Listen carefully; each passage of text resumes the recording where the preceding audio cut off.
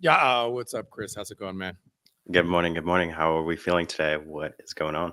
Feeling pretty good. As I was listening to the intro, I'm just thinking to myself, cool cats, impact theory, fly fish, they all fucking settled. Why do they all fucking settle? But I want to talk to, I'm glad that we have Carlo on stage. Carlo, how's it going, man? Appreciate you coming on and excited to dive into this and dig into some of these details. But why do they all settle, bro? They all settle because it's expensive to fight. That's right, man. And it's in every case I've ever handled throughout my career. It's always a value judgment. Yep. First off, thank you for having me on, Adam. I don't think you and I have ever had the chance to talk, so it's a pleasure to meet you. And thank you to the Emblem team for having me on today. And I'm happy to do the best I can to kind of bring you some insight into what's going on in this space and how it impacts the future growth. Totally. Well, there is so much going on. We were fortunate enough to have Song a Day and Brian LaFay on, I don't know, maybe about a month ago to talk about their case against the SEC, where they're actually bringing it to the SEC, which I really like. And we're trying to do our best to support them so people are aware of it. I guess why don't we start there? What do you think about, what they're trying to do and how it would kind of impact, other, maybe even, could it even impact existing, existing NFT projects and ones who launched in 2021 and maybe facing something from the SEC? Yeah, look, it's an interesting approach. And Brian has always been, from the legal perspective, and pushing the boundaries of intellectual property and the technology on blockchains, sort of on the cutting edge, and teaming up and presenting this through a very brilliant attorney who, looked at this and said, this is an interesting issue to pursue. It pushes the conversation front and center. And instead of taking a reactive approach, waiting to see how the SEC is going to ultimately treat OpenSea with respect to the Wells notice announcement that we saw, and how they're going to treat other NFT projects that are kind of sitting in the background wondering, are they next to the line of sights? This is a declaratory action where the lawyer in this case is asking a federal court in Louisiana to once and for all settle this issue. Should the SEC be regulating NFTs, especially NFTs that are more in the realm of art, as opposed to investment vehicles or traditional securities? So they've got Jason Gottlieb, who is the architect of this lawsuit, brilliant crypto lawyer, very active in the space, and it's an interesting approach. I don't know if the court's going to entertain it, or whether the court's going to force the SEC to respond and to actually issue a declaratory judgment. But it definitely brings the conversation front and center, and I have to commend them for having the courage to do it. Yeah. What do you think so Flyfish Club, I think some estimates put it at, $14 million that they earned from their NFT sales and royalties.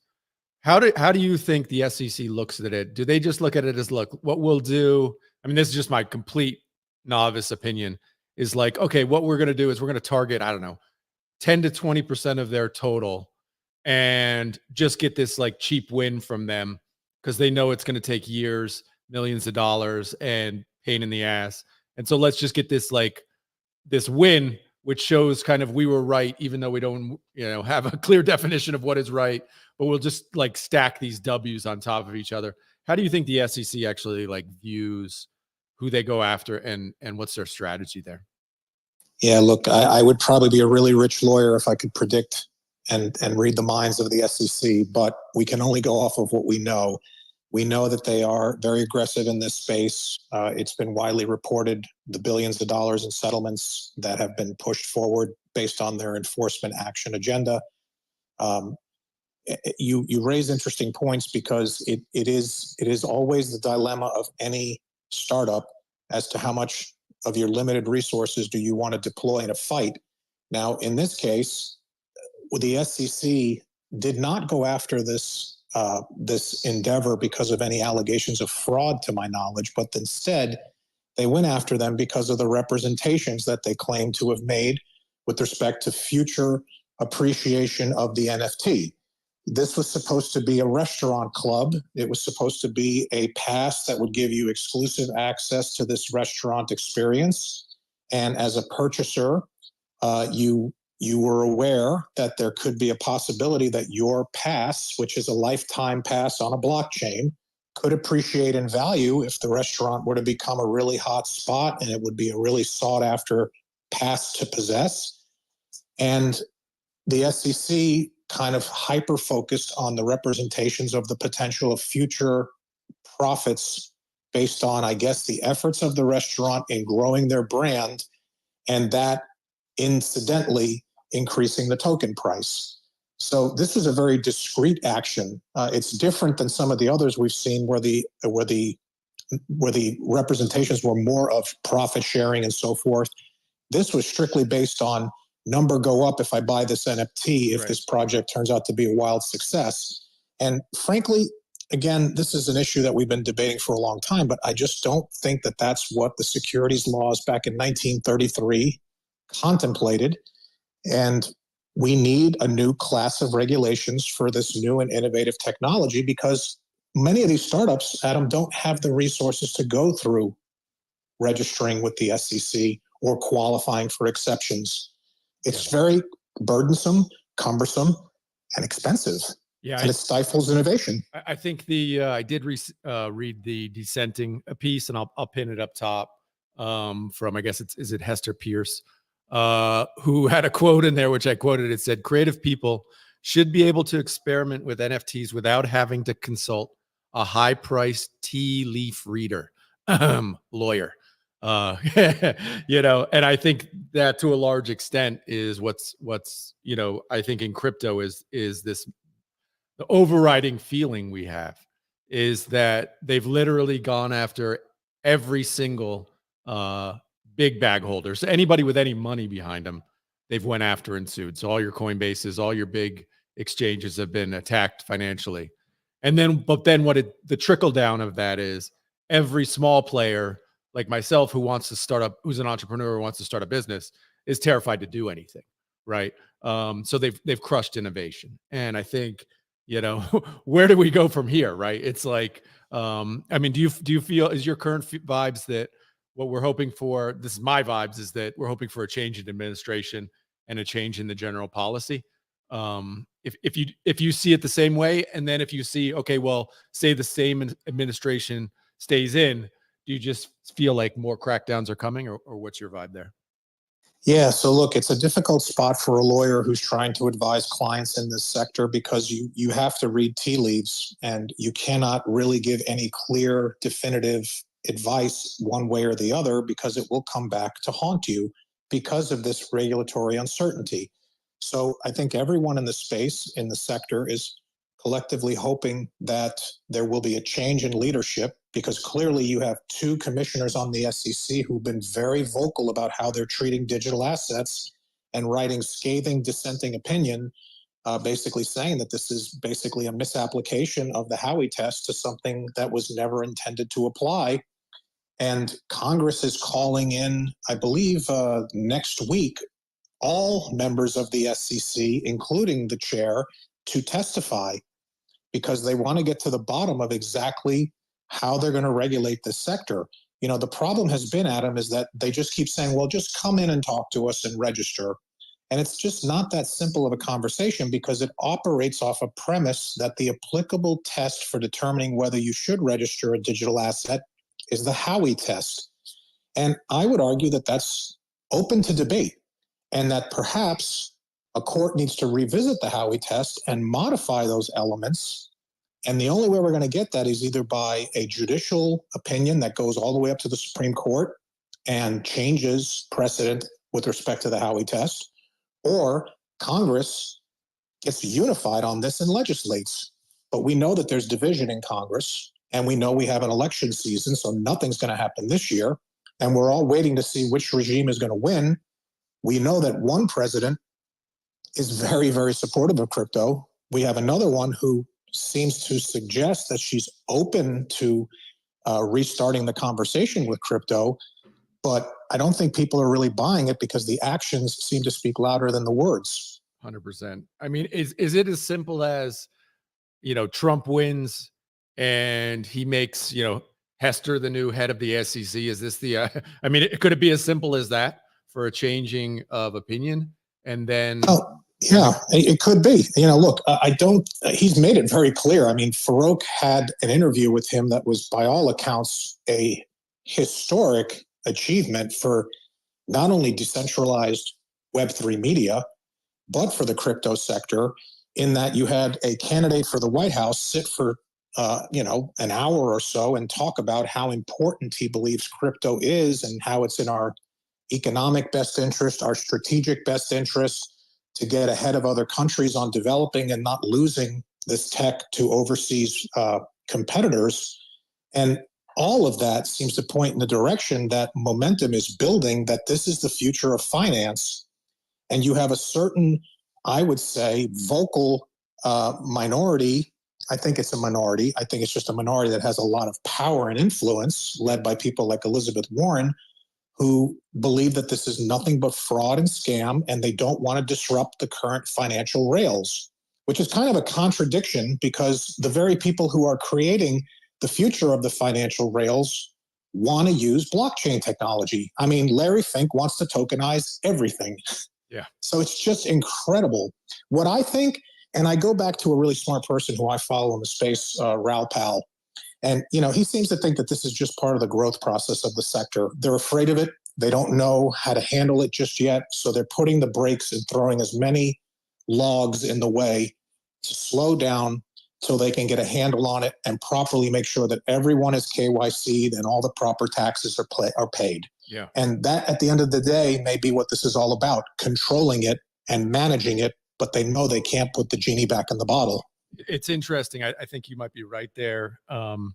My gut says, Wall Street started to realize how much, and we've talked about it on this show a bunch of times, how much the stable coins were making. And we're like, holy cow, we need to get into this game. And that actually was the thing that really moved the needle on Wall Street, was once they recognized that, Tether makes billions of dollars in free cash every year for basically, and with like no employees, right? With like 20 employees, when they realized that this is probably the greatest business of all time, and they don't have a piece of it, but they have the connections in Washington where they can regulate it so that they basically control the whole thing. That's the kind of thing that moved the needle. I don't know. That's just my view on it. I don't think they care or give two craps about NFTs or art or any of that stuff, right? They're just like, well, how can we get in this to make a bunch of money? And until they saw people making a bunch of money, which wasn't, releasing a token, it maybe didn't click for them. But when they saw kind of, the idea of stable coins and what that could be, I think that's the thing that blew it wide open for them. But which is sad, because in the meantime, while we're trying to work out all these things, and we all kind of know that the world is becoming more digital, not less digital, we know that tokenizing assets is the way to go, because it allows for lightning fast, verifiable transactions, faster than anything that the current securities infrastructure can handle. We know where this is going, but in the meantime, we're losing innovation overseas, we're stifling growth, and we're discouraging people from starting up here. People are having to make the decision, I need to take my project overseas because I can't risk getting an enforcement action from the SEC. Absolutely. And that's unfortunate. Yep. No, I mean, we here at Emblem Vault have this discussion all the time, and other founders that I've consulted with, it is like top of the list. And even with something as simple as like Bell's Coin, which I helped relaunch, it's a public blockchain, but we want to set up a foundation where people can donate to kind of support the chain going along, over the next decades. And the immediate question is, well, where are you going to set up that foundation? Because it isn't going to be in the US, right? I mean, it's like, but why not? Why can't we set it up in the US? I want the legal protections of the United States. I want to, why shouldn't we be able to set up the foundation in the United States? Why shouldn't that be the best place to set up the foundation, where myself as a US citizen isn't put at risk of being thrown in jail or, maybe worse, being sued by the SEC, right? It's just, yeah, I mean, obviously we're on the same page here. It's so short-sighted because it drives away innovation. I saw something about what was it? Oh, maybe it was Charles Hoskins did a post about it. You know, it was like, imagine if you know, the Ethereum Foundation was set up in Delaware rather than in, you know, Switzerland or whatever, right? Imagine if that had it happened, right? And that all of this kind of development had happened natively in the US. You know, how different this space would be right now.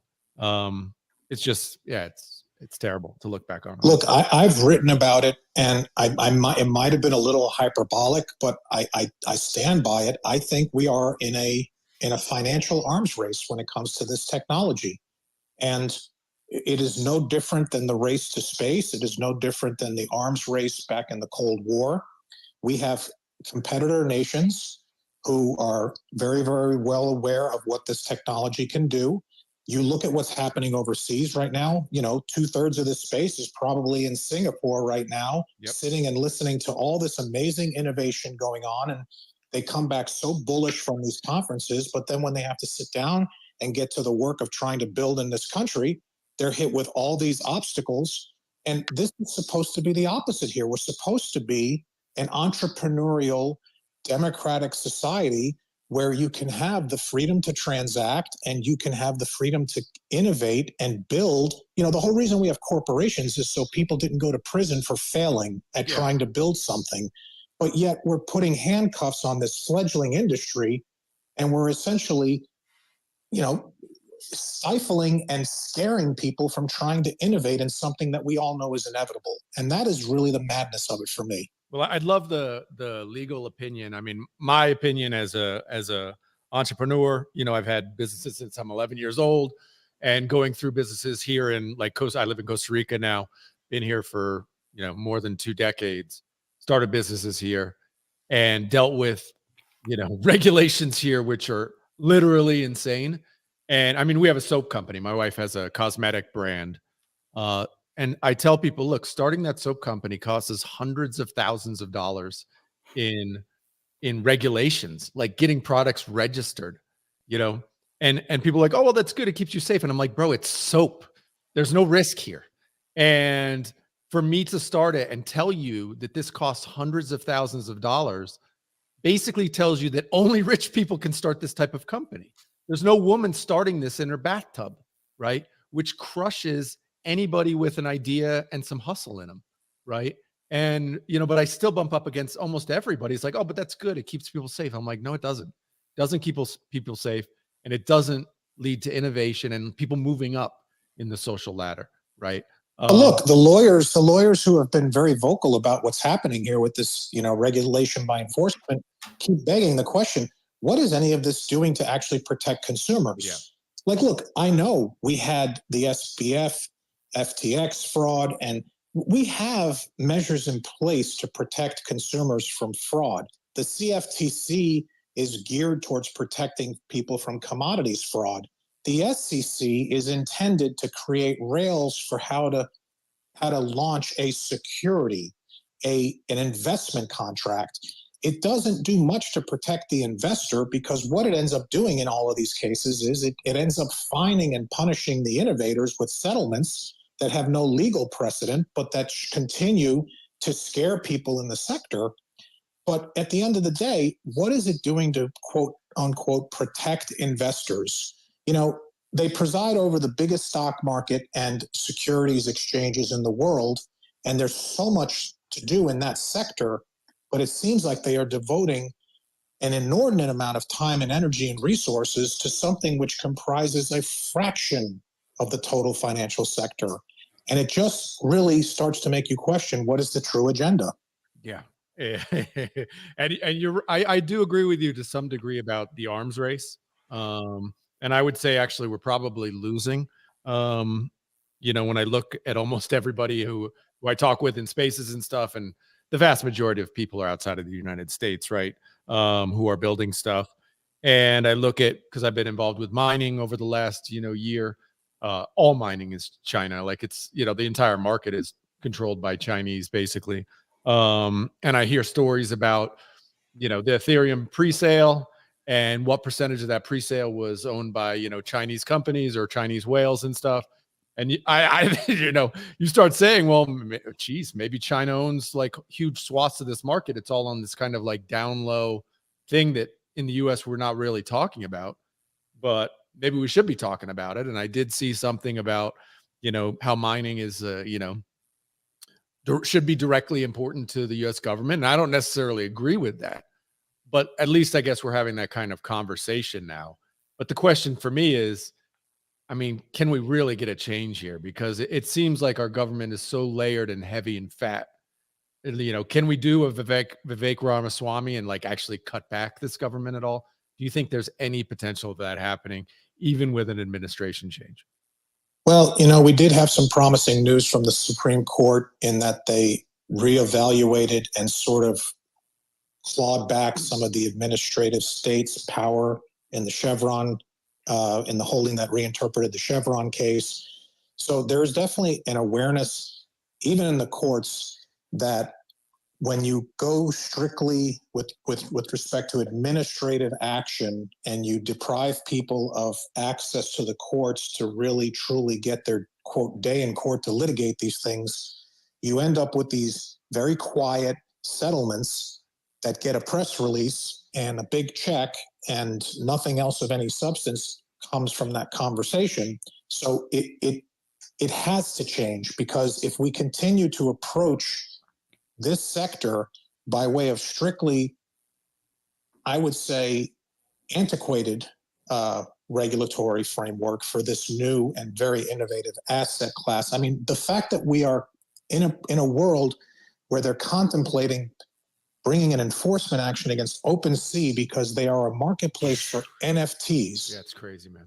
The writing is on the wall that this is not going to stop. So there has to be some change, and that change is either going to have to come from a court, which is going to issue a decision that goes up to the Supreme Court, which is going to take years and tons of money to get clarity on this, or the simpler path would be to have an administration that can actually work with Congress and get something meaningful passed before we lose that arms race, which we are losing. I agree. It's tragic. What do you think? I mean, let's talk about OpenSea for a minute. I mean, my mind can't even wrap my head around it in any sort of like logical sense, because I know OpenSea was very much would not list anything that was, a coin or anything related to what they deemed to be a financial asset. And we're actually very strict about that policy. And we knew that from Emblem Vault, because we knew people who tried to, sneak Bitcoin into an Emblem Vault and list that on OpenSea, and it quickly got taken down. How on earth are they differentiating between OpenSea and, I don't know, eBay or Craigslist? I mean, how could they possibly make that differentiation? Oh, you're muted. Because they operate off the same flawed premise that this is all based on you are investing in a company and you're entering into an investment contract with an artist who created 10,000 PFP pictures, and you vibe with the art and you want to be a part of a community, or you're a musician who drops a track on an NFT, but now you want to deliver value to your holders by a white list for concert tickets or a free music drop. But you have to worry and look over your shoulder that if you are working too hard to grow the value of your brand, you're indirectly growing the value of that token, and people are going to profit on the efforts of others. It's just this circular logic that they have trapped people in, and it's almost like a mental trap. And the Jedi mind trick is to break out of it and say, no, enough. The Howey test is not the standard that should apply to this stuff, which is what you're seeing in that Fry lawsuit. Yep. They're basically saying, no, we need definitive, declarative ruling on this. We need to settle the score once and for all here, because I don't know if the SEC really wants to have that fight. It is certainly easier to just keep taking this approach publicly that everything except Bitcoin, and in certain limited circumstances, Ethereum, is an investment contract and a security and should be registered with the SEC. Yep. That is not only completely unworkable, but it completely stifles any chance of this stuff getting any traction in the US. And if it doesn't get traction here, guess where it'll get traction? Yep. China. Yep. Well, what do you think actually let's just to kind of wrap it up with like the fly fish thing, because I'm wondering, okay, they pay the fine. I don't know, they had to burn their NFTs that they had. I don't know, they'll probably have to issue some refund or something. But can they go? I mean, is that idea?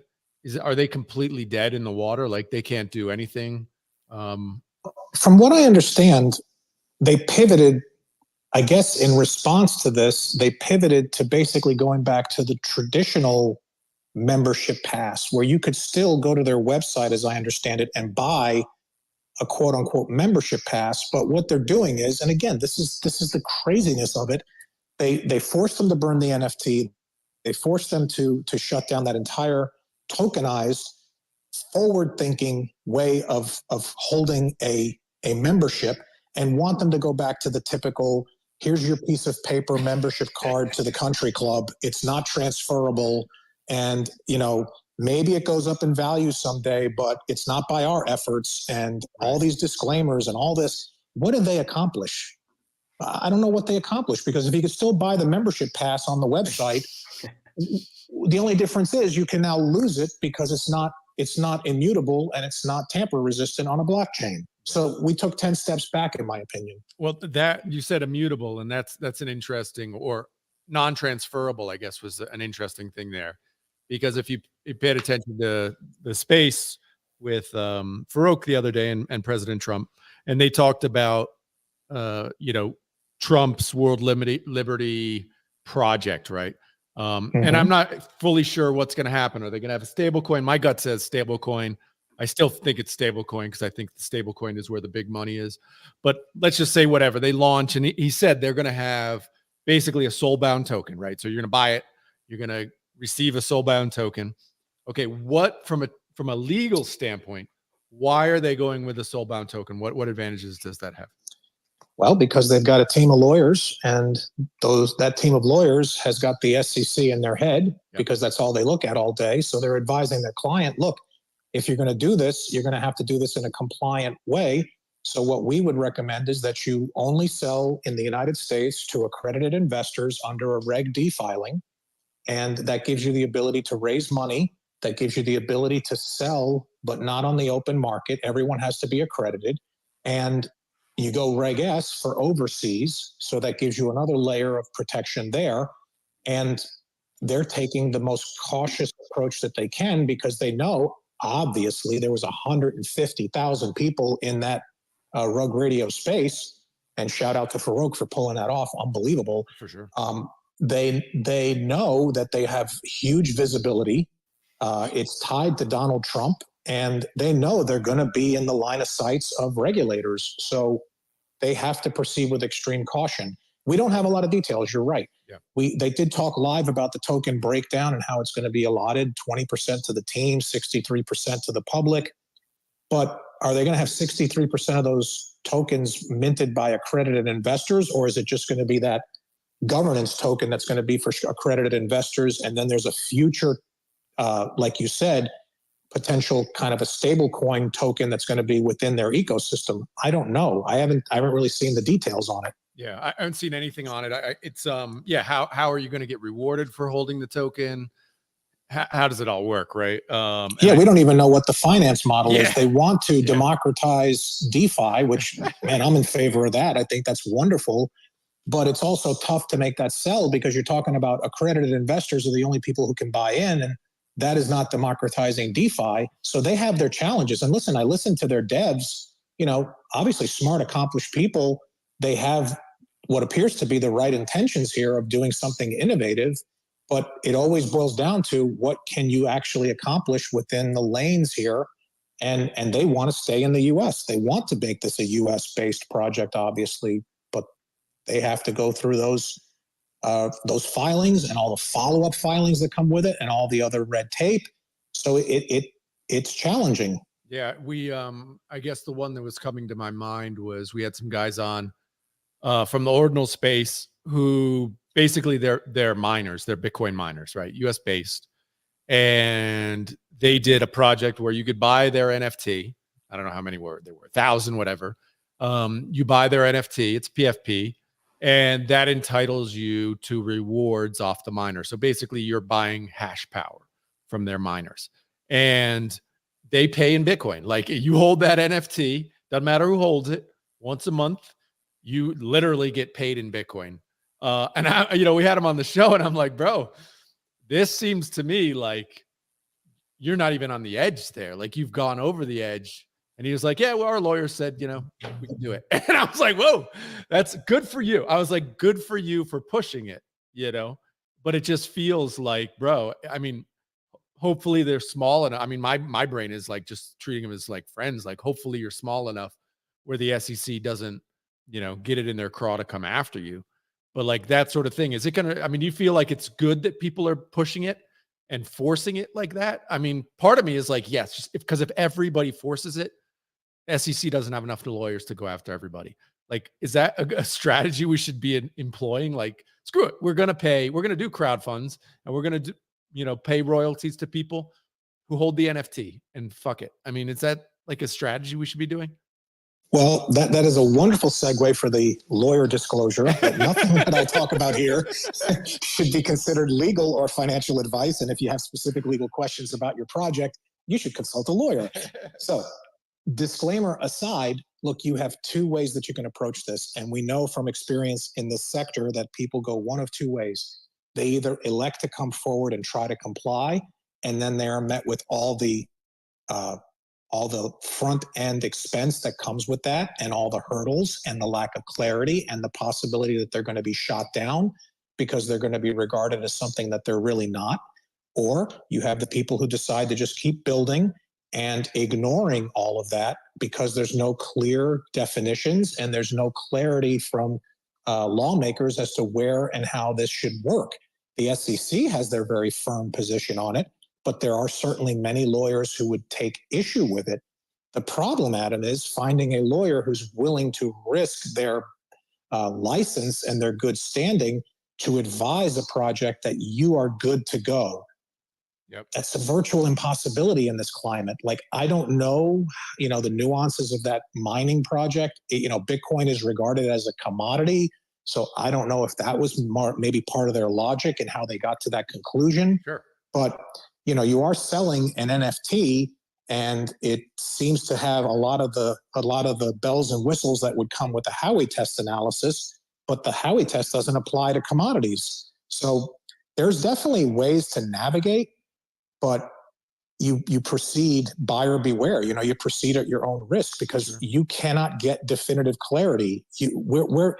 I've talked about this with other lawyers in the space, and we're navigating uncharted waters, and the lawyers who are courageous enough to try to help people in the space are essentially pirates because they're trying to navigate uncharted waters, and they have no idea what the guardrails are. There's no clarity, and the best they can say oftentimes is it depends. And then it's up to the client to decide whether they want to take that risk. It all goes to their comfort level and their risk appetite. Yep. I mean, well, that's generally my experience with lawyers and accountants as well, right? So this kind of depends. And, at the end of the day, the client has to kind of make a decision for themselves.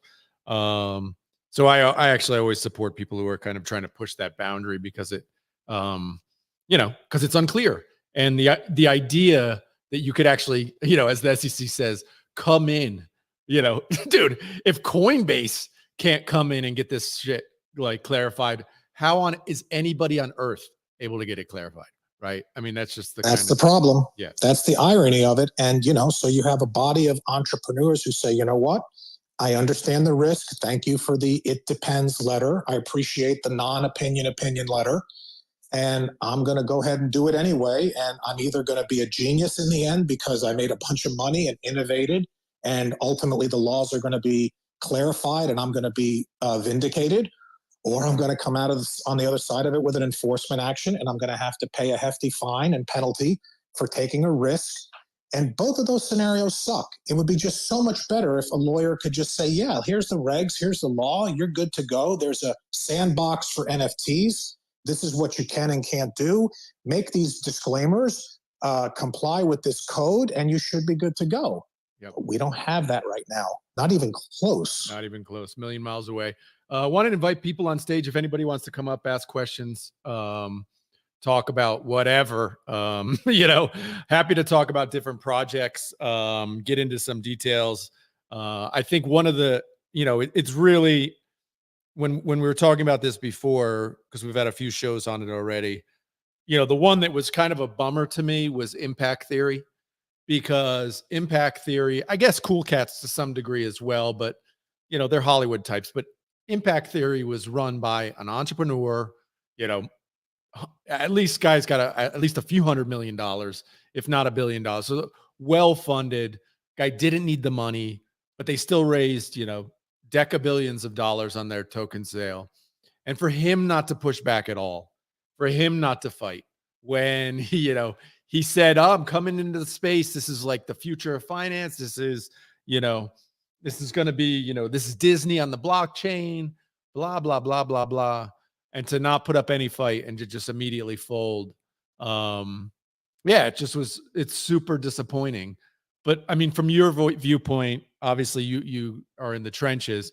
I mean, what are you, if Flyfish really wanted to fight this and we're like, actually, no, we're going to do this for the good of crypto, and for the good of this space, what are they looking at as far as like years of work to actually bring this thing to like fully fight the SEC? What are they looking at?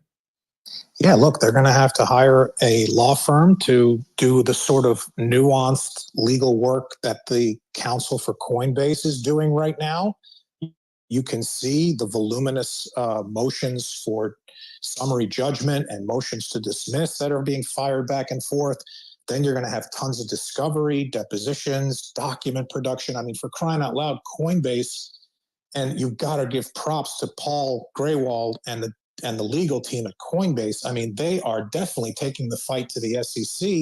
They're looking for a court order to get access to Gary Gensler's communications to try and find something in there that they can use to show bias.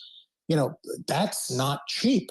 And if you're going to take on a government agency that has, a budget that is far in excess of yours, that has a team of lawyers and investigators, and the scary thing is they can do joint task force investigations if they see any hint of fraud. Now you got DOJ involved, and CFTC can get in the mix.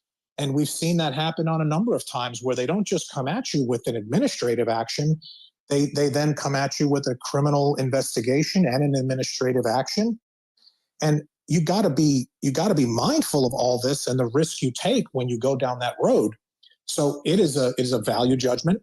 It's a decision with respect to what to do with your resources. Do you fold up this project and move on to something else, cut your losses, or do you dig in for this fight? And that is really a difficult dilemma for any startup to be in, because people are not funding these startups to get into entangled legal fights with the SEC. They're funding these startups because they want to get a return on their investment as angel investors, and they want to see positive cash flow. And that's not going in the direction of positive cash flow, because that's just going to be dragging you through courts and appeals. I mean, the Coinbase thing is going to probably take years to hash out. Yeah. I mean, you see it. It's basically established companies are fighting because they have to, right? There's no choice. And it's incredible. Johnny's up on stage. What's up, Johnny? You got a question? Hey, how's it going, guys? Good, hey, man. Carlo. I joined because Carlo's the man. Yeah, man. And what up, Johnny? I don't know anyone else, but I'm sure you're awesome because he's here. I did some litigating against some railroads back in the day, and they are just, absolutely litigious. And one of their big advantages is they kind of work together and choose their cases to create positive case law in jurisdictions. And I feel like the SEC, I don't know if they're starting to be more strategic about, taking on smaller folks, thinking of like Library, where they got a big dunk, to build positive case law for themselves. And it would be nice to have a unified front, thinking of like Deaton or others who kind of do amicus briefs or have a coordinated defense and people who will stand up for little guys who maybe can't afford the big attorney in order to protect the industry against a creeping, slow jurisdictional win by win to slowly craft the legal narrative, like the railroads like to do. And I wonder if does that exist? Do we have some sort of central command for the defense against the SEC? Look, it's complicated because you have all kinds of conflict issues right off the top of the bat. You have lawyers in the sector who represent different entities, and to have a unified sort of legal defense fund or a public defense, the Justice League of crypto lawyers would be wonderful in that we could all pool our resources and accomplish that. About the only way that you can accomplish it right now without getting into those conflict issues is to do those amicus briefs and to file briefs in support. But when you're actually signing on as counsel and helping in the actual pits in the fight, you've got to deal with limited resources. All these law firms and all these lawyers have bottom lines. They all have bills to pay. So these cases involve tons of time and energy and attention, and there's only finite attention. So it depletes these lawyers as well. They cannot fight a war on all fronts.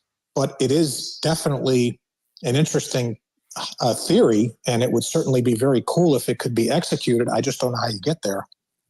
I think we could do it. I really think we can do it because crypto Twitter is a hive mind, right? I think if you put up the bat signal to say, hey, enough of this getting, death by 1,000 cuts from the SEC. Let's put together a group of super attorneys that we can either fund or they are self-funded to create an actual unified front where if your project is under attack, we'll put together the case. We'll have a comprehensive strategy for defending this stuff rather than each project fighting for their life. and even, it would go so far to have just preliminary, some of these smaller projects that could just use a little bit of advice to keep them out of the crosshairs so that, the SEC gets no quarter, no easy dunks. I think, man, that would make such a huge difference. I think you're maybe onto something there. I think to give him some flowers, what David Bailey did with, kind of onboarding Trump or, bringing in the political aspect onto Bitcoin and kind of spearheading that and making crypto, at least, or Bitcoin itself, part of the conversation.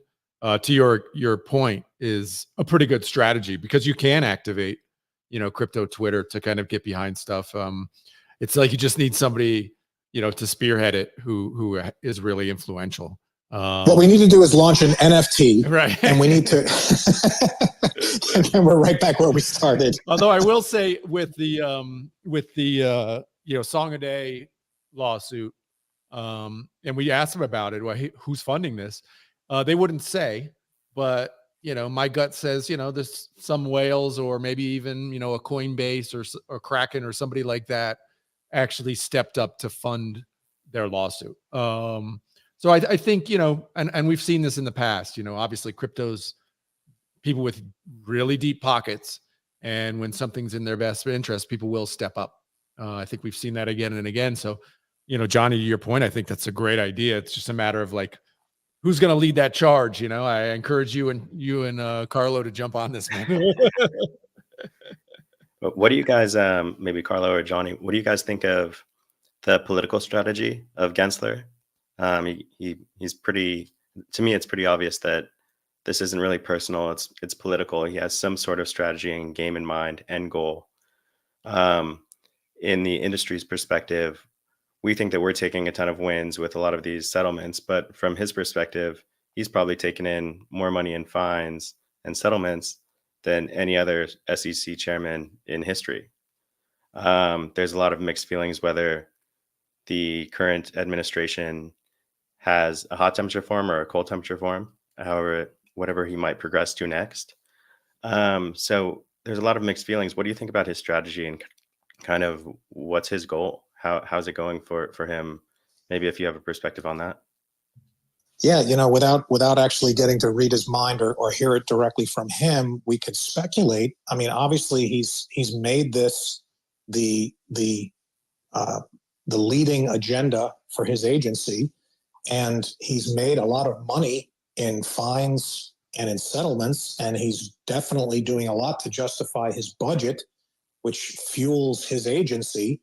And he does have allies. I mean, we all have seen the meme of, Elizabeth Warren whispering in Gary Gensler's ear, and there's no question about it that they are allies with respect to, where they're coming from on this. Sometimes I think about certain doomsday scenarios, like what if John Deaton wins? Okay, phenomenal. I love John, supporting him. But now Elizabeth Warren is out of a job. Does Elizabeth Warren become SEC chair, Right. and does Gary Gensler become Treasury Secretary? Exactly right. All these people are in it, obviously, to advance their own careers, and there's nothing wrong with that. There's nothing wrong with them having aspirations. And you talk to Gary Gensler, I'm sure he'll tell you he believes what he's doing is in the best interest of the consumer, and he's following his mandate. He always touches back to history, the first chair of the SEC, and how he believes in this agency, and he 100% believes what he's doing is right. And you're never going to convince him otherwise. That's not the argument we're here for. The argument we're here for is, okay, yeah, there is value to what you do. There is value to what the agency does, but we just need a better set of regulations to manage this specific asset class. Yeah, it's kind of interesting because, from our perspective, we continue to think that we're winning, little by little. And then from his perspective, I mean, in my opinion, he's playing a fantastic political game if he wants to advance his career. The only question is, what does he do next, right? Elizabeth Warren, Gensler, these people didn't put in all this work, hours, and time just to wrap it up after this election. So there's definitely, a long-term goal in mind to just kind of seeing where they're going to end up next, which could be even a little bit more challenging than the environment that we face today. I think November is going to tell a lot about what direction this all goes in, because clearly, Trump is not. He was very vocal against Gensler in that recent space.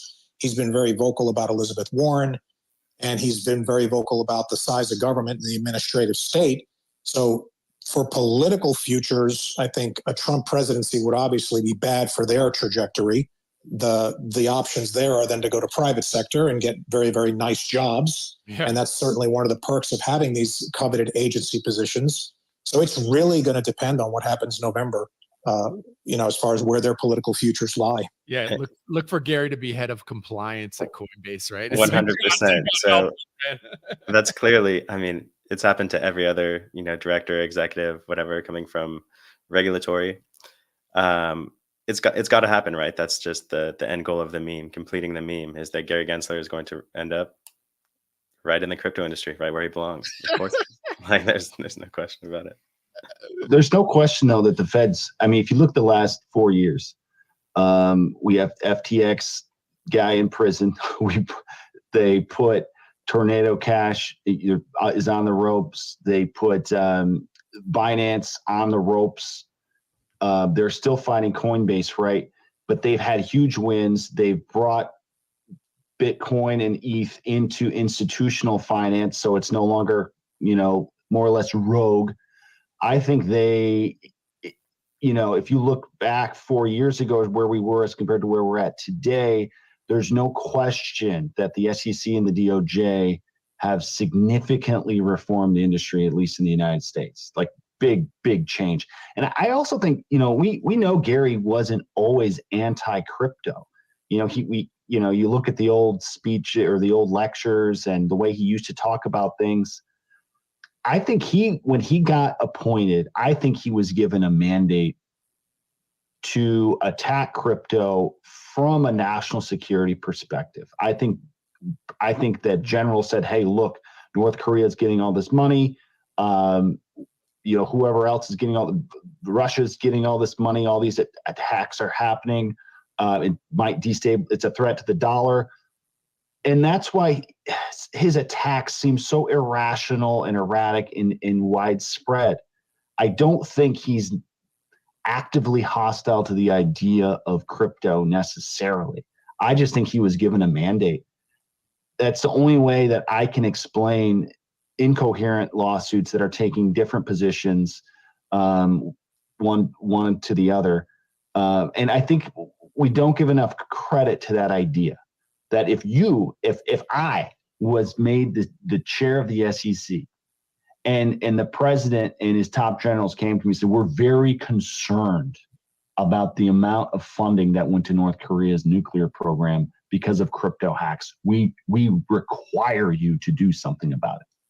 I feel like that would have to be my mandate. I would have to go out and start attacking, Sure. even if I was pro crypto. I don't know, maybe that's just a bad hot take. No, it's actually a reasonable take. I mean, we can only speculate, and there's certainly nothing wrong with speculating.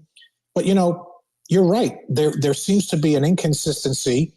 There was just recently, last week, as a matter of fact, a major shift in the narrative. They had to walk back in the Binance lawsuit and requested to amend their complaint because they spun up this new term, quote, crypto asset securities. And they've been trying to jam this narrative that this is like a thing. And they had to finally walk it back and say, hey, our bad. We realized that was probably a misleading way to characterize these assets. And we're going to go ahead and move to amend our complaint.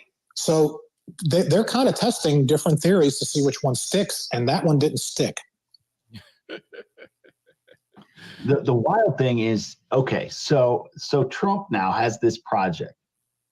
I mean, it's absolutely wild to think that if he wins, the sitting president will have a DeFi project. Like that, it just boggles my mind. And what if he loses? God help that project, bro. I mean, oh my God. I mean, either way, God help that project. I mean, if he loses, he gets nuked and sued. Yeah. For whatever the hell he's trying to do. But at the same time, it looks as though I've heard rumors, and I don't know that this is, something only for accredited investors. Perhaps it won't be transferable at first.